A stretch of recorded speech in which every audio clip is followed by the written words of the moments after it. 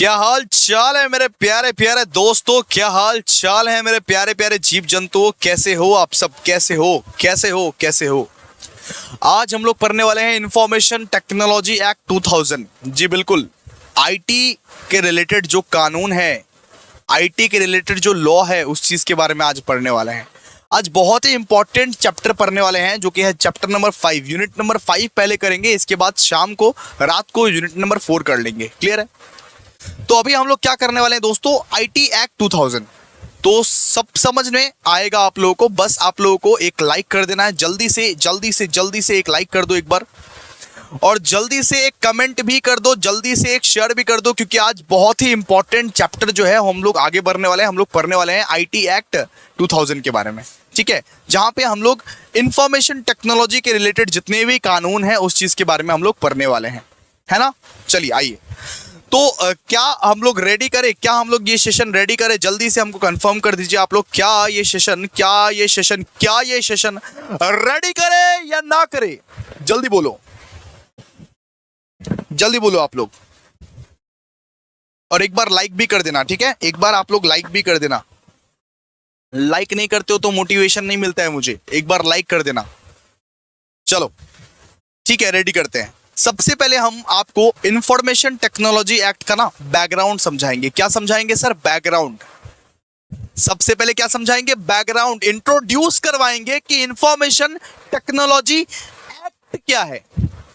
सुनो, जब एक लॉ पार्लियामेंट में पास हो जाता है तो उसको हम लोग क्या बोलते हैं? एक्ट। जब एक लॉ पार्लियामेंट में पास हो जाता है, जब एक कानून पार्लियामेंट में पास हो जाता है, वो एक एक्ट बन जाता है दोस्तों। जैसे कि ये है इंफॉर्मेशन टेक्नोलॉजी एक्ट 2000। ये कानून था, ये कानून जब पार्लियामेंट में पास हो गया, ये जब लागू हो गया, इसको हम लोग एक्ट बोलने लगे। सिंपल सा बात है। इसमें बहुत सारे सेक्शंस है, उसमें बहुत सारे चैप्टर्स हैं, बहुत सारे शेड्यूल्स हैं। ये इंफॉर्मेशन टेक्नोलॉजी क्या है क्या नहीं है, सब चीज आप लोगों को बताया जाएगा। जरा गौर से, दिमाग से हो भाई, दिमाग से, दिमाग को रख के, दिमाग को सामने रख के भाई सुनेगा। क्लियर है? आ जाओ। यहां पे सबसे पहला चीज क्या दिया हुआ है, देखो यहां पे बोला हुआ है, द आईटी एक्ट और information technology act 2000 is an Indian law that provides a legal framework for electronic transactions and cyber activities. मतलब जितना भी इलेक्ट्रॉनिक ट्रांजैक्शंस आप लोग कर रहे हो, जितना भी आप लोग आजकल ऑनलाइन ट्रांजैक्शंस कर रहे हो, जैसे फ्लिपकार्ट हो गया, स्विगी हो गया, जोमेटो हो गया, ब्लिंकिट हो गया, दुनिया भर के तो ऑनलाइन ट्रांजैक्शन ही करते रहते हो। दिन रात तुम लोग ऑनलाइन ट्रांजैक्शन ही करते रहते हो, इलेक्ट्रॉनिक ट्रांजैक्शन ही करते रहते हो। उन सारे ट्रांजैक्शंस को रेगुलेट करता है ये जो आईटी एक्ट 2000 है ना, उन सारे ट्रांजैक्शंस को रेगुलेट करता है। और साथ ही साथ साइबर एक्टिविटीज मतलब फेसबुक में तुम्हारी दिन रात सुबह शाम चैटें जो चलती रहती है, फेसबुक इंस्टाग्राम चैट जो चलती रहती है, चैटें जो चलती रहती है, उन सारे चीजों को भी रेगुलेट करती है कि कोई तुम्हारे साथ फ्रॉड ना कर दे। और अगर फ्रॉड कर दे तो तुम अपने डिस्प्यूट्स को किस तरीके से रिजॉल्व करोगे। कोई तुम्हारे साथ अगर फ्रॉड कर दे तो तुम अपने डिस्प्यूट्स को कैसे, किस तरीके से रिजॉल्व करोगे, इस चीज के बारे में भी आईटी एक्ट 2000 बताता है। मतलब सीधा सा बात है, IT act, information technology act ये बताता है कि अगर आपके साथ ऑनलाइन वर्ल्ड में किसी ने फ्रॉड कर दिया तो आप किस तरीके से अपने डिस्प्यूट्स को रिजॉल्व कर सकते हो, किस तरीके से न्याय मांग सकते हो, किस लॉ के आधार पे, किस कानून के आधार पे आपको न्याय मिल सकता है। मेरे प्यारे प्यारे दोस्तों, अगर समझ में आ रहा है ना बेटा तो लाइक कर देना, ठीक है, बिकॉज अगर लाइक करते हो तो मुझको मोटिवेशन मिलता है। आजकल मोटिवेशन मिल नहीं रहा है क्योंकि आप लोग लाइक नहीं कर रहे हो। और एक बार शेयर कर दो। पूरा एग्जाम, सिर्फ आईटी का एग्जाम नहीं, पूरा एग्जाम का एक बार सोचो, पूरा एग्जाम में तुम्हारा कौन हेल्प किया है, तुम्हारे लिए कौन एफर्ट दिया है। अगर लगता है कि मैंने थोड़ा बहुत भी एफर्ट दिया है तो शेयर कर दो, हर एक कॉलेज ग्रुप में शेयर कर दो, हर एक कॉलेज ग्रुप में, ठीक है। आ जाओ, इसके बाद क्या दिया हुआ है, इसके बाद क्या लाइंस दिया हुआ है, देखो ये 5 मार्क्स का आ सकता है। ये जो है ना, ये इंफॉर्मेशन टेक्नोलॉजी एक्ट 2000 जो है ना, इसका पूरा का पूरा लिखने के लिए आपको 5 मार्क्स का दे सकता है। तो पैराग्राफ बना के लिख देना, जैसे बचपन में आप लोग पैराग्राफ बना के लिखते थे, बिल्कुल उसी तरीके से एक पैराग्राफ बना के लिख देना। यहाँ पे देखो क्या लिखा हुआ है, it was introduced to regulate activities like online business, electronic communication and digital signature. ये जो आईटी एक्ट, ये जो इंफॉर्मेशन टेक्नोलॉजी एक्ट जो इंट्रोड्यूस हुआ था, किस चक्कर में इंट्रोड्यूस हुआ था, किस लिए इंट्रोड्यूस हुआ था? ताकि ऑनलाइन बिजनेस को रेगुलेट कर पाए। आज अमेजन, फ्लिपकार्ट, स्विगी, ब्लिंकिट, जोमेटो, शादी.com ये जो ऑनलाइन हो रहे हैं, ये जो बेखौफ आप ऑनलाइन कर रहे हो, बिना खौफ के आप जो पेमेंट कर दे रहे हो कि हाँ भाई ऑनलाइन कर दे रहे हैं, आ जाएगा ऑटोमेटिकली, मेरा सामान आ जाएगा, मेरे साथ कोई फ्रॉड नहीं होगा। किस लिए कर रहे हो? क्योंकि आईटी एक्ट है, ये कानून है आपको बचाने के लिए, इसलिए बेखौफ बिना किसी डर के आप ऑनलाइन कर रहे हो। अगर ये एक्ट ना रहता ना बेटा, ये लॉ ना रहता ना, तो ये जो ई कॉमर्स वाला जो बिजनेस आप देख रहे हो ना, वो पूरा लुल बिजनेस रहता। कोई करता ही नहीं अमेजन, कोई करता ही नहीं फ्लिपकार्ट। हर इंसान एक ही चीज सोचता कि हमारे साथ अगर फ्रॉड हो गया तो क्या करते, हमें तो कोई बचाने वाला भी नहीं है। तो ये एक्ट है, ये कानून है, इंफॉर्मेशन टेक्नोलॉजी एक्ट है। इसी वजह से आप बेखौफ तरीके से आप अमेजन कर रहे हो, फ्लिपकार्ट कर रहे हो। दिन में 4-4 बार, 5-5 बार आप ऑर्डर प्लेस करते हो अमेजन पे, फ्लिपकार्ट पे, ब्लिंकिट पे, सारा का सारा चीज ऑनलाइन किस लिए कर रहे हो? ऑनलाइन पेमेंट किस लिए कर पा रहे हो? इसके वजह से, इंफॉर्मेशन टेक्नोलॉजी एक्ट की वजह से। वरना आपके पास तो भरोसा ही नहीं रहता, आपको तो भरोसा ही नहीं रहता। ये लॉ बना हुआ है, आपको लगता है कि हाँ ये सब सारा जो लॉ है, ये जो इंफॉर्मेशन टेक्नोलॉजी एक्ट है, ये हमें बचाएगा, ये हमें रक्षा करेगा, इसीलिए आप करते हो। क्लियर है? इसके बाद देखिए यहां पे क्या बोला है, this act also addresses issues related to the cyber crime. मान लीजिए आपके साथ कोई हैकिंग वगैरह हो गया, आपका आइडेंटिटी को कोई चोरी कर लिया, मेरा आइडेंटिटी कोई चोरी करके पैसे मांग रहा है सबसे, तो मैं उस पर केस कर सकता हूं ना। ये एक्ट मेरे को रक्षा करेगा, ये एक्ट मेरा कवच है, कवच मतलब शील्ड। ये एक्ट मेरा रक्षा करेगा, वो जो हैकर है उसको पकड़ेगा, उससे वसूल करेगा पेनल्टी। यहां पे क्या लिखा हुआ है, this act also addresses issues like cyber crime such as hacking, identity theft, online fraud by setting penalties. क्या करेगा? पेनल्टी सेट करेगा, 5 करोड़ का पेनल्टी दो। अगर मान लो कोई मेरे साथ अगर फ्रॉड करता है, तो जितना बड़ा इंसान उतना बड़ा पेनल्टी, जितना बड़ा पैसा उतना बड़ा पेनल्टी। मान लो कि मान लो कि 1 लाख फ्रॉड कर दिया, तो उससे 10 लाख मांगेगा पेनल्टी के रूप में। तो हैकर लोग बेटा अगर पकड़ा जाएगा कभी, हैकर लोग वैसे पकड़ाता नहीं है, लेकिन पकड़ा जाएगा कभी तो उसका पूरा जिंदगी नाश कर देगा वो लोग। ठीक है, तो ये एक्ट में वही लिखा गया है, ये लॉ में यही लिखा गया है कि अगर आप किसी के साथ ऑनलाइन फ्रॉड करते हो तो उसके क्या क्या प्रावधान है, क्या क्या प्रोविजंस बनाए गए हैं, कौन कौन से सजा है, कौन कौन से सेक्शंस है, कौन कौन से चैप्टर्स है, कौन कौन से शेड्यूल्स है, किस किस में क्या क्या लिखा हुआ है, सब चीज आपको पता चल जाएगा। सिंपल सा बात है, ये ऑनलाइन बिजनेस को रेगुलेट करता है, इलेक्ट्रॉनिक कम्युनिकेशन को रेगुलेट करता है, डिजिटल सिग्नेचर को रेगुलेट करता है। मान लो हैकिंग कर रहा है कोई आपके साथ, कोई आपका आइडेंटिटी चोरी कर रहा है, उसके अगेंस्ट भी आप केस कर सकते हो। ये सब सारे इश्यूज को भी संभालता है। इतना तक आप लिख देना, ठीक है, इतना तक आप लिख देना। बस ये लिख देना कि इंफॉर्मेशन टेक्नोलॉजी एक्ट क्या है, एक इंडियन लॉ है जो एक लीगल फ्रेमवर्क प्रोवाइड करता है to regulate electronic transactions and cyber activities. It was introduced to regulate activities such as online business, electronic communication and digital signature. Online business को regulate करने के लिए ये आईटी एक्ट लाया गया है। इलेक्ट्रॉनिक कम्युनिकेशन को रेगुलेट करने के लिए आईटी एक्ट लाया गया है, और डिजिटल सिग्नेचर को रेगुलेट करने के लिए आईटी एक्ट लाया गया है। ठीक है, चलिए इसके बाद देखिए, इसके बाद और कुछ लाइंस आपको लिखने पड़ेंगे इसमें। सबसे पहला लाइन देखिए, the original act contains 94 sections and 13 chapters, 4 schedules.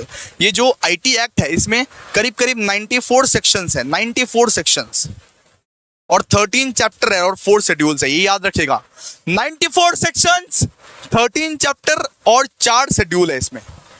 और ये एक्ट लागू कब से हुआ था? लागू हुआ था अक्टूबर 17, 2000 से। बस इतना याद रखिएगा। The information technology act 2000 come into effect on October 17, 2000। ये लागू कब से हुआ था? ये लागू हुआ था, यानी इन्फोर्समेंट कब से हुआ था, ये लागू कब से हुआ था इस देश में? अक्टूबर 17, 2000। डेट याद रखिएगा, अक्टूबर 17, 2000। और कुछ इंपॉर्टेंट पॉइंट्स जो कि आपको याद रखने चाहिए, बिकॉज 5 मार्क्स का आएगा तो आपको थोड़ा सा बड़ा तो लिखना पड़ेगा ना। 5 मार्क्स का आंसर कम से कम 12 लाइन का होना चाहिए दोस्तों, 12 लाइन का। जब तक 12 लाइन का ना होता है तब तक वो आंसर नहीं कहलाता, इसलिए 12 लाइन का तो कम से कम आंसर लिख के आना। सबसे पहला point, IT act 2000 shall extend to the whole of India. ये जो इंफॉर्मेशन टेक्नोलॉजी एक्ट है ये पूरा का पूरा होल ऑफ इंडिया में अप्लाई करता है, including Jammu and Kashmir, article 370 हट गया भाई। अब जम्मू एंड कश्मीर को इंक्लूड करके पूरा का पूरा देश में ये एप्लीकेबल है। ये आईटी एक्ट 2000 पूरा देश में एप्लीकेबल है, कोई भी कोना छूटा नहीं हुआ है। सुनो, आईटी एक्ट 2000 को साइन किया था प्रेसिडेंट के आर नारायण ने। किसने? प्रेसिडेंट के आर नारायण। अरे तब का प्रेसिडेंट था के आर नारायण। ये जो 2000 का प्रेसिडेंट था कौन? के आर नारायण। किस डेट को साइन किया था? 9 मई 2000 को। 9 मई 2000 को ये जो प्रेसिडेंट था वो साइन किया था। और ये एक्ट जो है, ये जो आईटी एक्ट 2000 है, ये इन्फोर्स कब हुआ? ये इफेक्ट में कब आया? ये इफेक्ट में आया 17 अक्टूबर 2000 को। ये इफेक्ट में आया। ये लागू कब हुआ? ये लागू कब हुआ? ये लागू हुआ 17 अक्टूबर 2000 को। जस्ट बना के ये सब लिख देना। चलो प्लीज, अब आप लोग चालू हो जाओ। अब आप लोग कमेंट में लिखो आईटी एक्ट के बारे में कुछ ना कुछ लिखो। बहुत सारा पॉइंट्स हम आपको बता दिए। चलो जल्दी बोलो। इंफॉर्मेशन टेक्नोलॉजी एक्ट 2000 के बारे में थोड़ा सा बताओ। इंफॉर्मेशन टेक्नोलॉजी एक्ट एक इंडियन लॉ है जो एक लीगल फ्रेमवर्क प्रोवाइड करता है to regulate electronic transactions and cyber activities. ये बहुत सारी चीज़ों को रेगुलेट करता है, जैसे कि ऑनलाइन बिजनेसेस को, इलेक्ट्रॉनिक कम्युनिकेशंस को, डिजिटल सिग्नेचर को। ये बहुत सारे इश्यूज पे काम करता है, जैसे साइबर क्राइम्स, जैसे हैकिंग हो गया, आइडेंटिटी थेफ्ट हो गया, ऑनलाइन फ्रॉड हो गया, बाय सेटिंग पेनाल्टीज। ठीक है। ओरिजिनल एक्ट में कितने सारे सेक्शंस है, कितने चैप्टर्स है, कितने शेड्यूल है? 94 सेक्शंस है, 13 चैप्टर्स है और 4 शेड्यूल्स है। 94 सेक्शंस, 13 चैप्टर्स और 4 शेड्यूल्स। ठीक है, चलिए यूनिट नंबर 4 जो है वो शाम को होगा। ठीक है, यूनिट नंबर 4 शाम को होगा। आप लोग यूनिट नंबर 4 के लिए टेंशन मत लो, आप ये पढ़ो पहले। और भाई शेयर कर दो, एक बार शेयर कर दो, समझ में आ रहा है तो। देखो, आईटी एक्ट 2000 इफेक्ट में कब आया? अक्टूबर 17, 2000 को आया। और IT act whole of India applicable है, पूरा होल ऑफ इंडिया, कोना कोना एप्लीकेबल है। ठीक है, ये जो एक्ट है, ये जो लॉ है, ये हर एक कोने में एप्लीकेबल है, इंडिया का हर एक कोने में एप्लीकेबल है। इसको साइन किसने किया था? प्रेसिडेंट के आर नारायण। किस दिन साइन किया था? 9 मई को साइन किया था। और ये लागू कब से हुआ? ये लागू हुआ 17 अक्टूबर 2000 से। ठीक है, रिवाइज भी करवा दिए। चलो अब पढ़ते हैं ऑब्जेक्टिव्स ऑफ आईटी एक्ट 2000। क्या क्या ऑब्जेक्टिव्स है? ये एक्ट के पीछे क्या क्या ऑब्जेक्टिव्स है? ऑब्जेक्टिव्स मतलब सर उद्देश्य। मिशन क्या है? उद्देश्य। आपका उद्देश्य क्या है? आपका क्या क्या ऑब्जेक्टिव है? ये आईटी एक्ट 2000 लाया क्यों गया था? क्या ऑब्जेक्टिव्स है इसका? ऑब्जेक्टिव्स, सबसे पहले एक लॉ की तरफ से मान्यता मिले इसलिए लाया गया था, एक लीगल रिकॉग्निशन मिले। सिंपल। आपके साथ अगर ऑनलाइन फ्रॉड हो जाता है तो आप किससे न्याय मांगने जाओगे? अगर वो कानूनी रहा तो। अगर मान लो अमेज़न में मैंने ऑर्डर किया, अमेज़न में मेरे साथ 1 लाख का फ्रॉड हो गया, तो मैं किससे न्याय मांगने जाऊं? अगर उसके रिलेटेड कोई प्रोविजन ही नहीं रहा, उसके रिलेटेड कोई कानून ही नहीं रहा, तो लीगल रिकॉग्निशन मिल सके इलेक्ट्रॉनिक ट्रांजैक्शंस को, इलेक्ट्रॉनिक रिकॉर्ड्स को, डिजिटल सिग्नेचर को, इसीलिए लीगल मान्यता मिल सके, इसीलिए ये एक सबसे पहला ऑब्जेक्टिव है, to provide a legal framework for electronic records and digital signature. इसके बाद facilitate e governance. Facilitate what? E governance है, यानी कि सिंपल सी बात है, यानी कि सरकार अपना काम इलेक्ट्रॉनिकली स्मूथली और एफिशिएंटली कर पाए। ये एक्ट सरकार को एक इनकरेजमेंट देती है। ये एक्ट जो है, ये कानून जो है, ये गवर्नमेंट को एक इनकरेजमेंट देती है कि हाँ भाई, हम लोग भी सारा का सारा काम ऑनलाइन कर सकते हैं। जैसे कि आजकल पैन कार्ड इशू करने जाओगे, आजकल पैन कार्ड के लिए तुम घर में ही अप्लाई कर सकते हो, आधार कार्ड के लिए तुम ऑफकोर्स अपने घर में ही अप्लाई कर सकते हो, वोटर कार्ड के लिए घर में ही अप्लाई कर सकते हो। तो फैसिलिटेट ई गवर्नेंस, यहाँ पे क्या लिखा हुआ है देखो, to promote and facilitate electronic governance by ensuring legal recognitions of electronic records and transactions. Simple सा बात है, आजकल कोई भी रिकॉर्ड चाहिए, आपको फिजिकल पेपर का कोई रिक्वायरमेंट नहीं है। फोन निकालो, गवर्नमेंट वेबसाइट्स पे जाओ और सीधा सा बात है, कोई भी रिकॉर्ड निकाल के रख दो। आधार कार्ड के रिलेटेड कोई भी रिकॉर्ड चाहिए, पैन कार्ड के रिलेटेड कोई भी रिकॉर्ड चाहिए, ड्राइविंग लाइसेंस के रिकॉर्डेड कोई भी रिकॉर्ड चाहिए, सब कुछ इलेक्ट्रॉनिकली अवेलेबल है। इसको बोलते हैं ई गवर्नेंस। गवर्नमेंट का काम आसान हो गया ये एक्ट की वजह से। ये एक्ट की वजह से दोस्तों गवर्नमेंट का काम भी आसान हो गया। ई गवर्नेंस बहुत अच्छे से प्रमोट हो रहा है। सिंपल समझ आ रहा है ना? इसके बाद ई कॉमर्स जो प्रमोट हो रहा है, ई कॉमर्स का ग्रोथ। ई कॉमर्स मतलब क्या हो गया? ई कॉमर्स मतलब हो गया अमेजन, फ्लिपकार्ट, ईबे, ब्लिंकिट, ये सब जो कर रहे हो, इन सब का जो ग्रोथ हो रहा है, क्यों हो रहा है? आईटी एक्ट की वजह से। ये आईटी का कानून ना रहता तो तुम अभी तक अमेजन फ्लिपकार्ट पे ट्रस्ट नहीं करते कि कब कौन सा पैसा लेके भाग जाए, कुछ ठिकाना नहीं है। तो ये जो इंफॉर्मेशन टेक्नोलॉजी एक्ट आया है, इसी वजह से ई कॉमर्स का इतना ग्रोथ हो रहा है। इसी वजह से ये जो जेफ बेजोस अंकल है, ये जो टकले वाला अंकल है जेफ बेजोस, वो इतने अमीर हो रहे हैं। इसलिए अमेजन पे आप इतना भरोसा कर रहे हो, फ्लिपकार्ट पे आप इतना भरोसा कर रहे हो कि अगर मेरे साथ अगर फ्रॉड हो भी गया, कल को मेरे साथ अगर फ्रॉड हो भी गया दोस्तों, कोई बात नहीं, मेरे को बचाने के लिए कोई ना कोई तो है। मेरे को बचाने के लिए ये एक्ट तो है, ये कानून तो है। मैं कोई एक्ट के सहारे अपने आप को बचा तो सकता हूं। ठीक है, यहां पे क्या लिखा हुआ है? To support the growth of e commerce by establishing a secure and legal framework for online transactions. इसके बाद cyber crime and security. Next क्या है? Cyber crime and security. To address cyber crimes. मान लो आपके साथ साइबर क्राइम हो गया, आपके साथ कोई साइबर क्राइम कर दिया, आपका डेटा कोई हैक कर दिया, आपका डेटा कोई चोरी कर लिया, तो उन लोग से बचाने के लिए, उन लोगों को सजा दिलवाने के लिए आपको कोई कानून मदद करेगा ना। वो कानून है दोस्तों आईटी एक्ट 2000। IT act 2000। ठीक है, सिंपल सा बात है। उन लोग पे एक फाइन चार्ज किया जाएगा। ठीक है, इसके बाद रेगुलेट सर्टिफाइंग अथॉरिटीज। जो सर्टिफाइंग अथॉरिटी रहता है, सर्टिफाइंग अथॉरिटी कौन है? सर्टिफाइंग अथॉरिटी वो है जो आपके लिए डिजिटल सिग्नेचर को इशू करेगा। सर्टिफाइंग अथॉरिटी वो है जो आपके लिए डिजिटल सिग्नेचर को इशू करता है। डिजिटल सिग्नेचर यानी कि ऑनलाइन सिग्नेचर, सब एक्सप्लेन करूंगा, बाद में एक्सप्लेन करूंगा। तो उनको रेगुलेट करने के लिए भी ये आईटी एक्ट 2000 काफी है। ये IT act 2000 information technology act, ये इंफॉर्मेशन आईटी एक्ट जो है ना, आईटी एक्ट सर्टिफाइंग अथॉरिटी को भी रेगुलेट करता है and establishes cyber appellate tribunal. IT act, ये जो आईटी एक्ट है, ये आईटी एक्ट क्या करता है? साइबर अपीलेट ट्राइब्यूनल को एस्टैब्लिशमेंट भी यही किया है। साइबर अपीलेट ट्राइब्यूनल वो एक मैकेनिज्म है, वो एक मैकेनिज्म को क्रिएट करता है जहां से आप अपने सारे डिस्प्यूट्स को रिजॉल्व कर सकते हो, सारे अपील्स को रिजॉल्व कर सकते हो। साइबर अपीलेट ट्राइब्यूनल मतलब जहां पे आप अपने सारे दलीलें को एक्सप्रेस कर सकते हो और उसको रिजॉल्व कर सकते हो। जितने भी आपके कंप्लेंट्स है, जितने भी आपके मतलब कि डिस्प्यूट्स है, उसको आप वहां पे रिजॉल्व कर सकते हो कि मेरे साथ ऑनलाइन फ्रॉड हुआ, तो उसका आपको रिजॉल्व कहाँ मिलेगा, उस पर्टिकुलर डिस्प्यूट कैसे आपके साथ रिजॉल्व हो जाएगा। सिंपल। ठीक है, तो ये क्या है? Establish cyber appellate tribunal. चलो, सो अब हम लोग पढ़ेंगे फीचर्स ऑफ आईटी एक्ट 2000। क्या क्या फीचर्स है? ये जो इंफॉर्मेशन टेक्नोलॉजी एक्ट है 2000 का, इसका क्या क्या फीचर्स है? सिंपल सा बात है, सबसे पहला फीचर है कि डिजिटल सिग्नेचर को एक मान्यता मिलती है। आजकल भैया देखो, डिजिटल सिग्नेचर भी चलता है, डिजिटल सिग्नेचर को भी एक पेपर डॉक्यूमेंट की तरह मान्यता मिलता है। बहुत सारा, जैसे आपने कॉलेज का एडमिशन फॉर्म भरा होगा, वहां पे एक व्हाइट पेपर में आपने साइन किया होगा और व्हाइट पेपर में साइन करके फोटो खींच के स्कैन किया होगा, तो वो क्या हुआ? Digital signature. डिजिटल सिग्नेचर को भी आजकल मान्यता मिलता है एक फिजिकल पेपर डॉक्यूमेंट की तरफ। ठीक है, तो legal recognition of the digital signature, ये सबसे पहला फीचर है।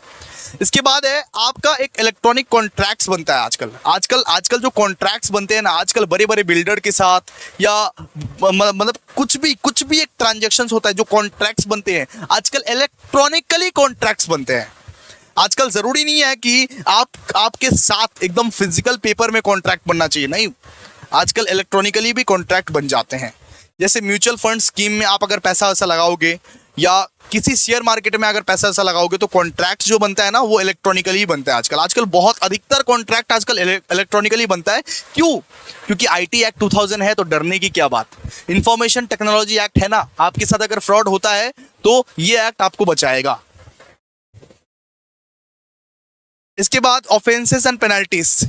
It defines cyber crimes like hacking, data theft and spreading virus. Simple सा बात है, ये आपको सावधान करता है। ये जो आईटी एक्ट है, ये आपको सावधान करता है हैकिंग जैसे, और मतलब कि डेटा स्प्रेड जैसे वायरसेस जैसे, और उनके लिए एक पेनल्टी सेट करता है। कि लोग ना करें हैकिंग।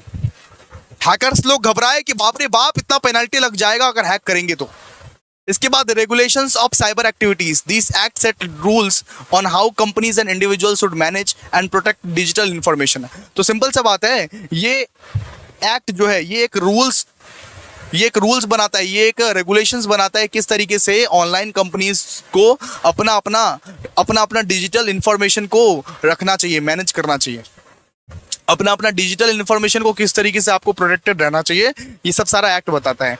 इसके बाद certifying authority, it establish authority that verify digital signature, मतलब आईटी एक्ट 2000 के तहत, आईटी एक्ट 2000 के तहत एक अथॉरिटी भी सेट होती है जो आपके डिजिटल सिग्नेचर को वेरीफाई करती है। एंड ई गवर्नेंस का भी फैसिलिटी यहाँ पे प्रोवाइड होता है। सिंपल से बात है, the act supports the use of electronic records and digital signature in government processes and promoting E governance. तो ये जो एक्ट है, ये एक्ट के वजह से ई गवर्नेंस भी प्रमोट हो सकता है, यानी कि गवर्नमेंट का काम अब इलेक्ट्रॉनिकली भी हो सकता है। यानी पैन कार्ड के लिए, आधार कार्ड के लिए, राशन कार्ड के लिए आप लोगों को भटकना नहीं पड़ेगा, लाइन नहीं देना पड़ेगा बेटा। ये ई गवर्नेंस का मतलब क्या है, गवर्नमेंट का काम इलेक्ट्रॉनिकली वे में करना, ठीक है। तो ये सब सारे फीचर्स है, ये सब क्या है, ये सब सारे फीचर्स है। अब हम लोग पढ़ने वाले definitions of different terms, different terms का हम लोग ना डेफिनेशंस पढ़ने वाले हैं, कुछ हम लोग डेफिनेशंस पढ़ने वाले हैं। सबसे पहला जो डेफिनेशन हम लोग पढ़ने वाले हैं वो है सर्टिफाइंग अथॉरिटी। सर्टिफाइंग अथॉरिटी कौन होता है? तो सर्टिफाइंग अथॉरिटी मतलब वो इंसान, क्या सर, वो इंसान जिसको एक लाइसेंस मिला होता है, वो इंसान जिसको एक लाइसेंस मिला होता है और जो डिजिटल सिग्नेचर सर्टिफिकेट इशू कर सकता है, जो एक डिजिटल सिग्नेचर सर्टिफिकेट इशू कर सकता है, उस बात को उसका लाइसेंस मिला होता है, उसको हम लोग बोलते हैं सर्टिफाइंग अथॉरिटी। सबसे पहला हम लोग क्या पढ़े, सर्टिफाइंग अथॉरिटी मतलब वो इंसान जिसको एक लाइसेंस मिला होता है सरकार की तरफ से कि भाई तुम डिजिटल सिग्नेचर सर्टिफिकेट इशू कर सकता है। जैसे म्यूचुअल फंड में आप जब पैसा लगाओगे, मान लो मैंने एक एग्जांपल दिया, जैसे म्यूचुअल फंड में तुम एक पैसा लगाओगे तब एक एग्रीमेंट पे साइन करवाया जाएगा, तो एक वहां पे ना डिजिटल सिग्नेचर सर्टिफिकेट इशू होता है, उसमें आपको डिजिटल साइन करना होता है। तो वो इशू कौन कर सकता है, वो वही पर्सन कर सकता है जो सर्टिफाइंग अथॉरिटी हो। सर्टिफाइंग अथॉरिटी वो एक पर्सन है जो डिजिटल सिग्नेचर सर्टिफिकेट को इशू करवाता है, आपसे साइन करवाता है, इशू करवा के। उसको हम लोग क्या बोलते हैं, उसको हम लोग बोलते हैं सर्टिफाइंग अथॉरिटी अंडर सेक्शन 24, ठीक है। अब कंप्यूटर का मतलब समझेंगे, कंप्यूटर का मतलब क्या है, ऑलरेडी बता चुके हैं कंप्यूटर क्या होता है। तो सिंपल सा बात है, computer means any electronic, magnetic, optical और high speed data processing device और system which perform logical, arithmetic and memory functions by manipulations of electronic, magnetic or optical impulses and includes all input, output, processing, storage, computer software or communication facilities which are connected or related to the computer in a computer system or computer network। तो simple सा बात बोला गया आप यहाँ पे कि computer एक इलेक्ट्रॉनिक, मैग्नेटिक, ऑप्टिकल और high speed data processing device या सिस्टम को बोला जाता है जो कि एक लॉजिकल, अरिथमेटिकल और मेमोरी फंक्शंस को परफॉर्म करता है। सिंपल सा बात है, कंप्यूटर एक इलेक्ट्रॉनिक, मैग्नेटिक, ऑप्टिकल या तो high speed data processing device को बोला जाता है जो कि लॉजिकल, अरिथमेटिकल और मेमोरी फंक्शंस को परफॉर्म करता है। और उसके साथ बहुत सारे डिवाइसेस होता है जैसे input device, output device, processing, storage, computer software और कम्युनिकेशन फैसिलिटीज, सारा का सारा फैसिलिटीज है, होता है ना भाई। Input device, output device, processing, storage, computer software और बहुत सारा फेसबुक, व्हाट्सअप, इंस्टाग्राम वाला भी ऐप रहता है, इसको हम लोग क्या बोलते हैं, कम्युनिकेशन फैसिलिटीज। मतलब कंप्यूटर के थ्रू आप कम्युनिकेट भी कर सकते हो, जो कि भैया कनेक्टेड रहता है कंप्यूटर नेटवर्क से और बहुत सारे सिस्टम से।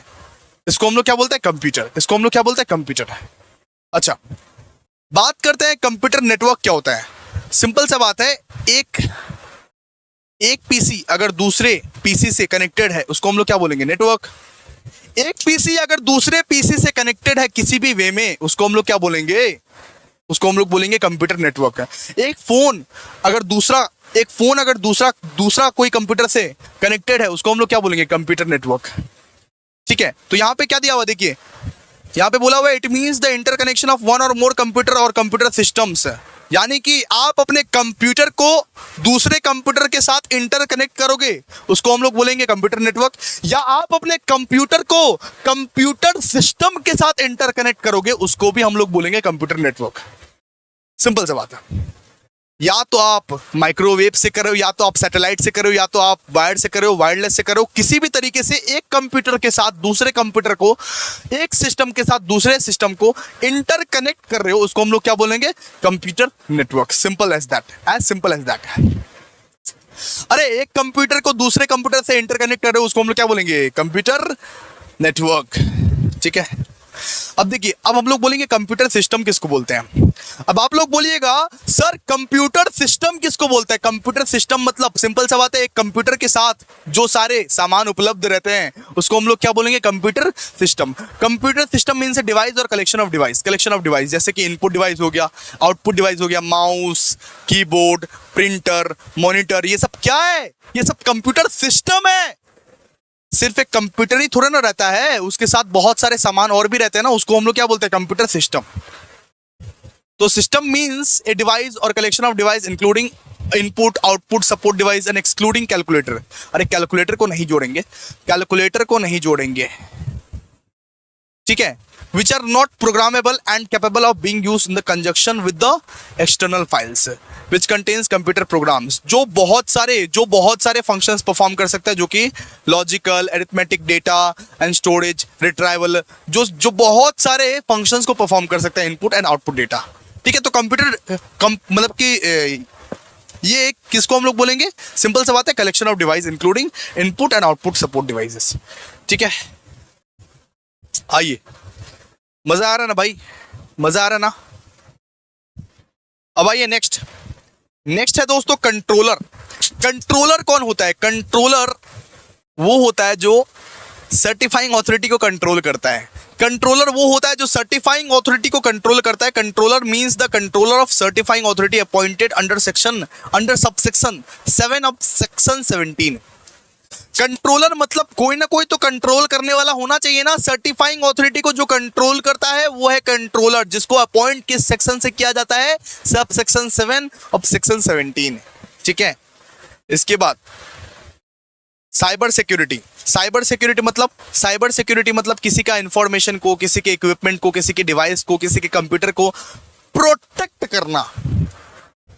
साइबर सिक्योरिटी मतलब किसी के इंफॉर्मेशन को, किसी के इक्विपमेंट को, किसी के डिवाइस को, किसी के कंप्यूटर को, किसी के कंप्यूटर रिसोर्स को, किसी के कम्युनिकेशन डिवाइस को प्रोटेक्ट करना, रक्षा करना कि भाई कोई हैकर हैक ना कर ले। इसको हम लोग क्या बोलते हैं? Cyber security. इसको हम लोग क्या बोलते हैं? Cyber security.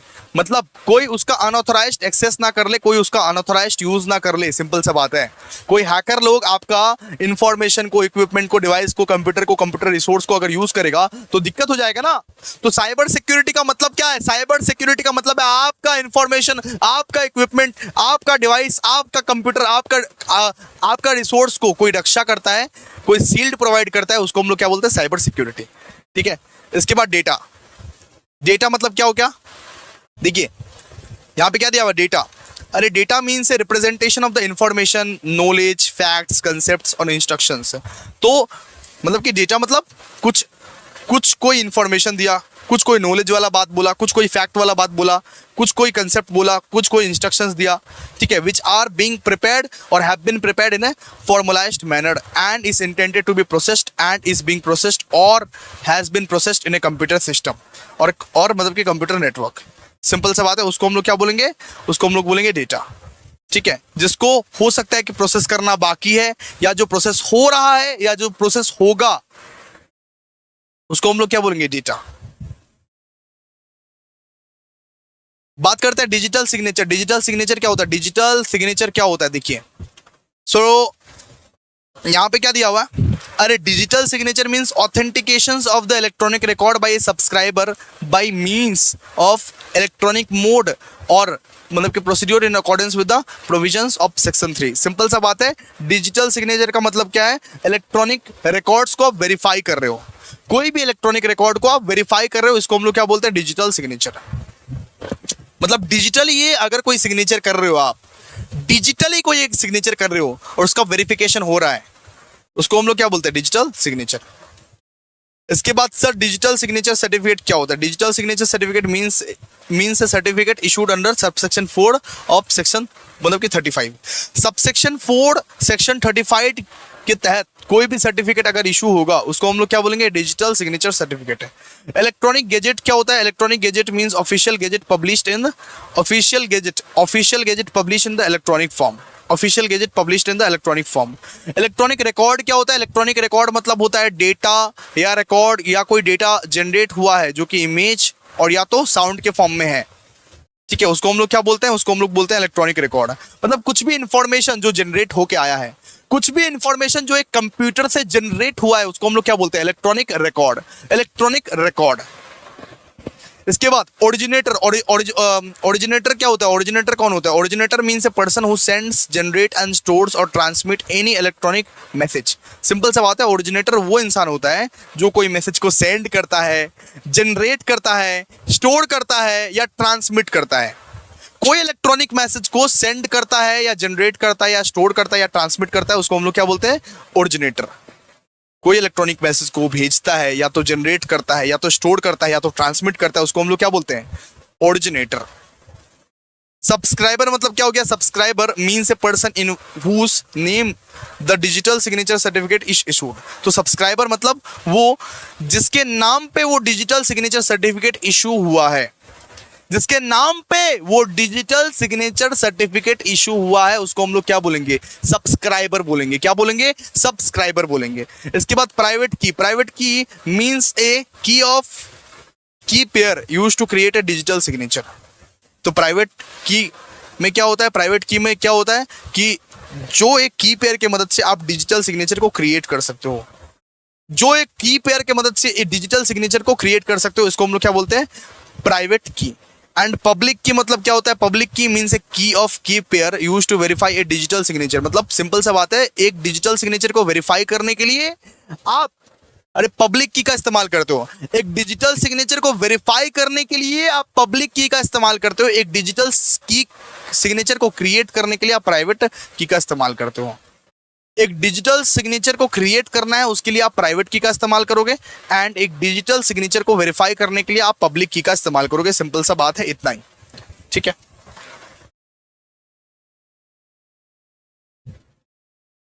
अब देखिए, अब डिजिटल सिग्नेचर मतलब क्या हो गया? डिजिटल सिग्नेचर क्या हो गया? A digital signature is like an electronic version of a handwritten signature. जैसे कि मैं मान लीजिए यहां पे डिजिटल सिग्नेचर कर रहा हूं, मैं ये सिग्नेचर अपना पॉकेट कॉपी में नहीं किया, मैं ये सिग्नेचर अपना कॉपी में नहीं किया, लेकिन मैं क्या किया? डिजिटल सिग्नेचर किया, मैं ऑनलाइन सिग्नेचर किया, हैंड रिटन सिग्नेचर किया। इसको हम लोग क्या बोलेंगे? Digital signature. A digital signature is like an electronic version of your handwritten signature. It is used to prove that a document और message was created, was sent to you and that has not changed along the way. मतलब simple सा बात है, electronically अगर आप signature करते हो उसको हम लोग क्या बोलते हैं? Digital signature. इलेक्ट्रॉनिकली अगर सिग्नेचर करते हो, इलेक्ट्रॉनिकली अगर कुछ साइन करते हो तो हम लोग क्या बोलते हैं? Digital signature. अब देखिए ई गवर्नेंस है। ई गवर्नेंस मतलब क्या हो गया? ई governance meaning using technology specially the internet. Simple सा बात है, अगर गवर्नमेंट इंटरनेट का यूज करेगा और सारा का सारा काम इलेक्ट्रॉनिकली कर देगा, कितना सुविधा होगा पब्लिक लोगों को। आजकल आप देख ही सकते हो, पैन कार्ड के लिए आप इलेक्ट्रॉनिकली अप्लाई कर रहे हो, आधार कार्ड के लिए आप इलेक्ट्रॉनिकली अप्लाई कर रहे हो, रेशन कार्ड के लिए आप इलेक्ट्रॉनिकली अप्लाई कर रहे हो, ड्राइविंग लाइसेंस के लिए आप इलेक्ट्रॉनिकली अप्लाई कर रहे हो। ई गवर्नेंस मतलब गवर्नमेंट का काम आसान बनता है using electronic, using internet. E governance means using technology. Government जब टेक्नोलॉजी का यूज करके जनता का भलाई करता है, जनता का काम आसान बनाता है, उसको हम लोग क्या बोलते हैं? E governance. तो e governance meaning using technology specially the internet to improve the way government work and provide services to people instead of doing things on paper or in person like applying for driver's license or paying tax. People can do this task online. आप क्या कर सकते हो? आप online सारा का सारा task कर सकते हो।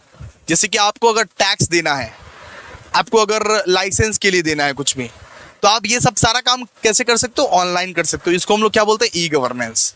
सिंपल, ई गवर्नेंस, ठीक है। चलिए, अब क्या क्या बेनिफिट्स है ई गवर्नेंस के? ई गवर्नेंस के क्या क्या बेनिफिट्स है? ई गवर्नेंस आपको ई गवर्नेंस आपको कन्वीनियंस प्रोवाइड करता है। You can access services any time and anywhere, मतलब कि गवर्नमेंट सर्विसेज आप कोई भी टाइम में कोई भी जगह पे एक्सेस कर सकते हो। सो सबसे पहला बेनिफिट मिलता है ई गवर्नेंस का, कन्वीनियंस। आप कहीं से भी कहीं पर भी कोई भी टाइम में अपना काम कर सकते हैं। अगर मुझे पैन कार्ड के लिए अप्लाई करना है तो मैं रात को 2 बजे भी अप्लाई कर सकता हूँ, मैं दिन को 12 बजे भी अप्लाई कर सकता हूँ, अपने अपने कन्वीनियंस के हिसाब से। मेरे को बार बार करके ऑफिसेस विजिट नहीं करना पड़ेगा, मेरे को बार बार करके सरकारी कार्यालय के विजिट नहीं करना पड़ेगा। सिंपल सा बात है। इसके बाद क्या है, फास्टर सर्विसेज है।